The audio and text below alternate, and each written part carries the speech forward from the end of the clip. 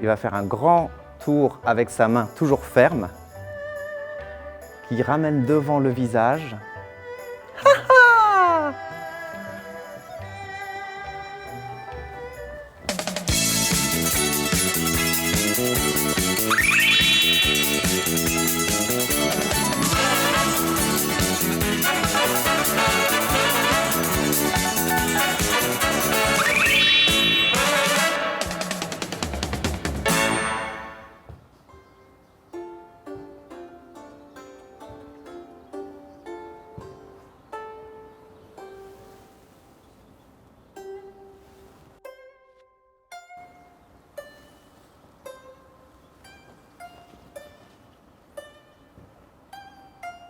Hanteng.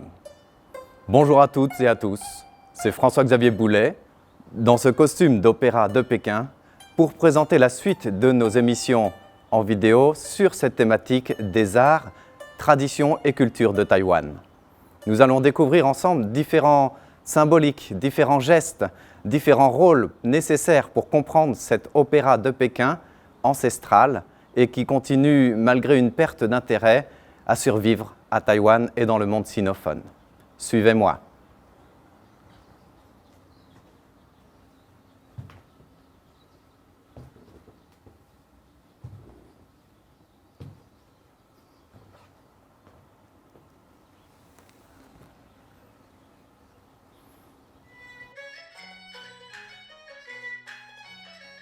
Il existe à Taïwan plusieurs types d'opéra. L'opéra taïwanais, l'opéra Hakka, le kunchu ou encore l'opéra de Pékin. Les origines de ce dernier remontent au XIXe siècle et combinent des éléments d'autres formes d'opéra, aussi bien du nord que du sud de la Chine. Car on compte dans le monde sinophone plusieurs centaines de formes différentes d'opéra traditionnels. Mais l'opéra de Pékin, le Jingju, est sans conteste le plus connu dans le monde et a même été inscrit en 2010 sur la liste du patrimoine culturel immatériel de l'UNESCO. Il dispose d'un vaste répertoire traditionnel avec plus de 1000 pièces au total, inspirées d'histoires et de légendes traditionnelles chinoises.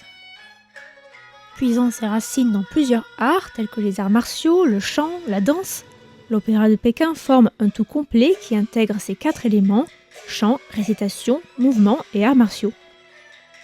Cette forme d'opéra est aussi présente à Taïwan, où elle a été importée par l'intermédiaire du gouvernement nationaliste, arrivé sur l'île en 1949, après la défaite face aux troupes communistes.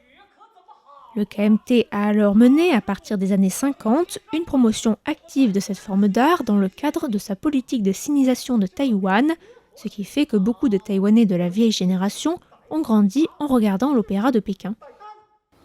Dans l'opéra de Pékin, il y a 4 rôles principaux. Le sheng, qui est un rôle masculin avec plusieurs sous-catégories. Il y a aussi le tan, qui est le rôle féminin avec plusieurs sous-catégories également. Le ting, un rôle masculin avec un caractère bien trempé et le visage peint.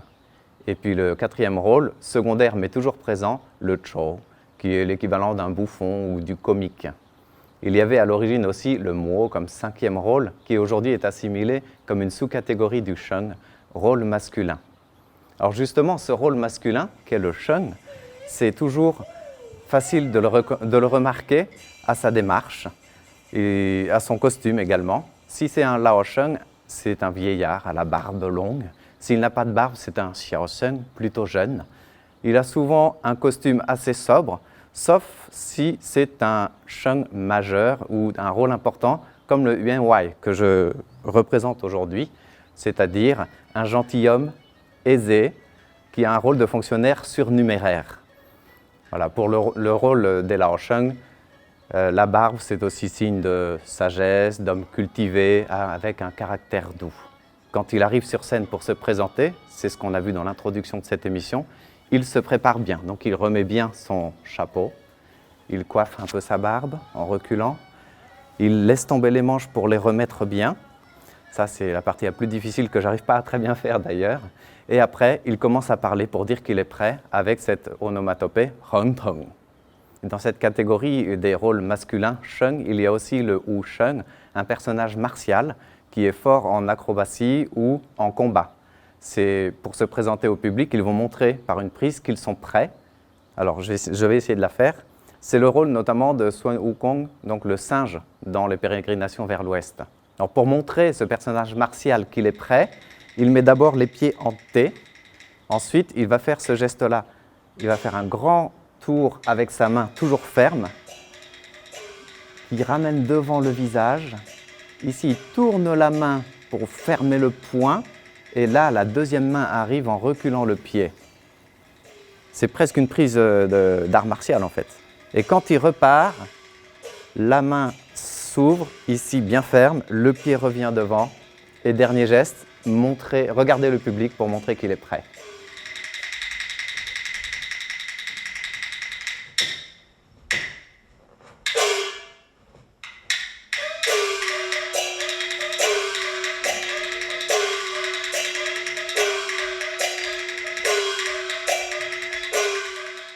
Ensuite, le rôle féminin, le Tan, qui est un rôle majeur et dont il existe également plusieurs catégories. Il y a le Lao Tan, donc la femme âgée, qui a un rôle souvent de conseillère. Il y a aussi le Ting Yi, qui est peut-être le rôle Tan, donc féminin, le plus connu. Il s'agit d'une femme vertueuse, gracieuse, belle et souvent issue de l'élite. Il y a aussi le Tao Ma Tan, un personnage féminin prête au combat, pour les arts martiaux notamment.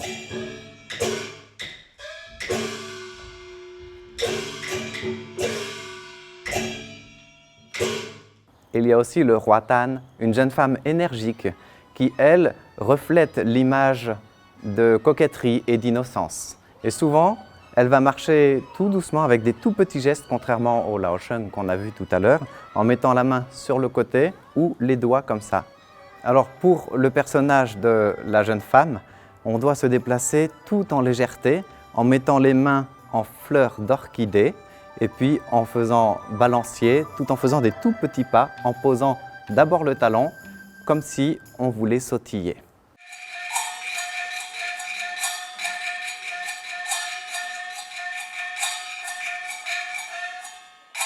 Le troisième type de personnage, c'est le Ting, donc le visage peint, un rôle masculin au fort caractère.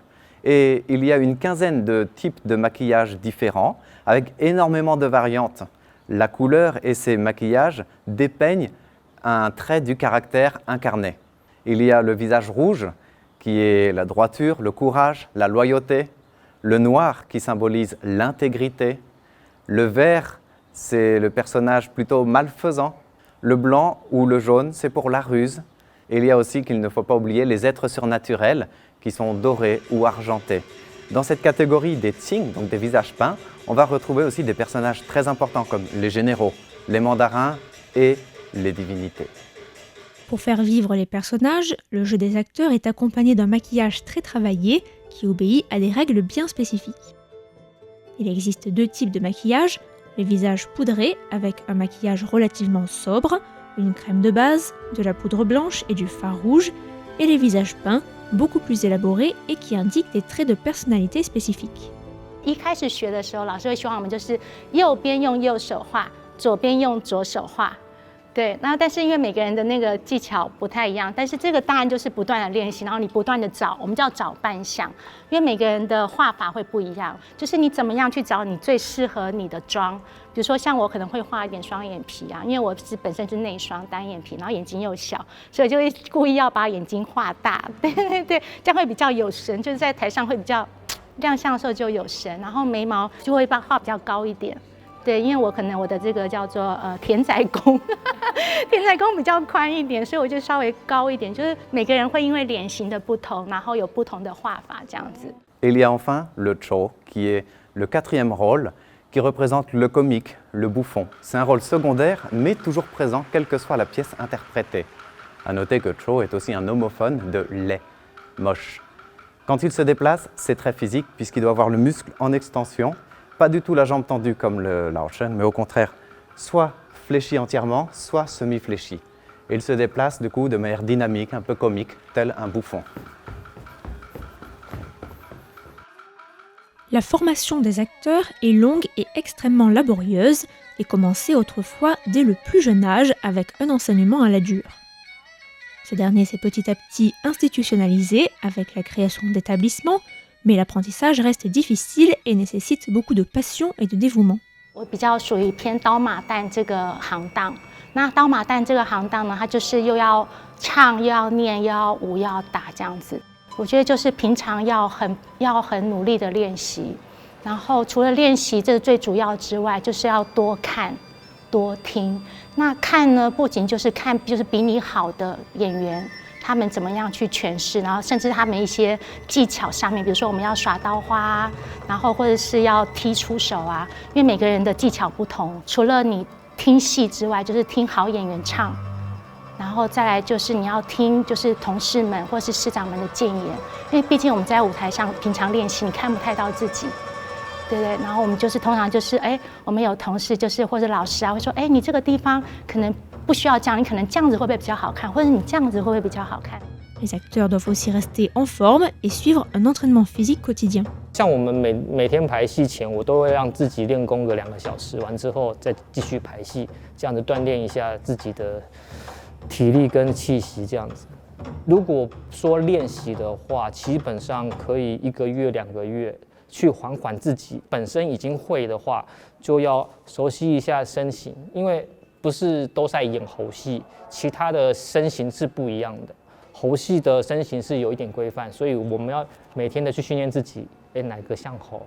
Enfin, une autre partie à ne pas du tout négliger, c'est l'occupation de la scène, de l'espace, puisque l'opéra de Pékin est dépourvu de tout décor ou presque à part table et chaises. C'est les mouvements et les gestes qui symbolisent qu'on est en train, par exemple, de voyager. Il y a une phrase dans l'opéra de Pékin qui dit que sur un tout petit carré de scène, on est capable de voyager à 10 000 km, de faire un long voyage. Alors cela, les personnages, soit ensemble, soit de manière séparée, vont l'incarner en faisant un cercle. Et du coup, pour se déplacer, il faut tourner sur la scène, ce qui montre qu'on fait un long déplacement, un long séjour. On peut être tout seul, mais on peut être accompagné et du coup chacun va dans le même rythme se déplacer lentement et faire un tour de scène. C'est-à-dire que sur ce petit carré de scène, on vient de voyager jusqu'à l'autre bout du monde. On a peut-être traversé une montagne. Il y a aussi d'autres gestes qui sont très codifiés. Donc, pour ouvrir une porte, c'est très important. On le fait dos au public. Alors là, pour les besoins de l'émission, on ne va pas le faire dos au public, mais toujours le personnage dos au public va se mettre bien face à la porte. Il prend les 2 mains, puisque les portes anciennes avaient 2 battants. Donc il y a 2 loquets, dont un qu'on va ouvrir. Après, on reprend les 2 battants et on ouvre la porte. Mais tout ça, c'est fait dos au public, encore une fois. Et après, pour passer le pas de la porte, alors d'habitude, on ne lève pas trop le pied quand on marche, mais pour passer le pas de la porte, il va falloir lever le pied, l'enjamber. Juste un. Le deuxième suit naturellement, avec un peu plus d'équilibre que ce que j'ai fait. Enfin, voyager dans le temps, voyager dans l'espace, c'est parfois long. Et à pied, c'est impossible de tout faire. Alors, il y a des accessoires qui vont nous montrer ce que le personnage est en train de faire. Par exemple, un mandarin ou un laosheng qui se déplace à cheval, il va avoir une cravache à la main, et puis du coup, il va marcher comme ça. Alors, il fait toujours un tour, pareil. Et donc, ça symbolise le cheval. Ça peut être toute une armée s'ils sont plusieurs. Et pour le bateau, pareil. Alors, ce n'est plus une cravache qu'on a à la main, c'est une rame. Et on va marcher un peu en balançant pour montrer qu'on est en train de faire du bateau. Et on peut être à plusieurs, mais il n'y en a qu'un qui a une rame et les autres derrière font le même geste de balancier sur le bateau. Aujourd'hui, l'opéra de Pékin est en déclin. Déjà, c'est un art complexe. Il y a beaucoup de références que les jeunes générations n'ont peut-être pas au niveau culturel. Ensuite, c'est un art exigeant qui nécessite un travail de longue haleine. En chinois, on dit d'ailleurs, quand on apprend ces cours, que pour 1 minute sur scène, on a besoin de 10 années d'apprentissage. Et enfin, c'est un type d'art qui est très codifié, ce qui ne laisse pas beaucoup de place pour la création de pièces modernes. Et ça désavantage l'opéra de Pékin par rapport à d'autres formes d'art et d'opéra dans le monde chinois. Eh bien, nous arrivons au terme de notre présentation sur l'opéra de Pékin à Taïwan, dans notre série consacrée aux arts et traditions. Enfin, n'oubliez pas de nous apporter votre soutien sur nos réseaux sociaux, Facebook, Twitter, notre chaîne YouTube et bien sûr notre site internet. Pour l'heure, je dois tirer ma révérence et vous remercie de votre attention. Dossier.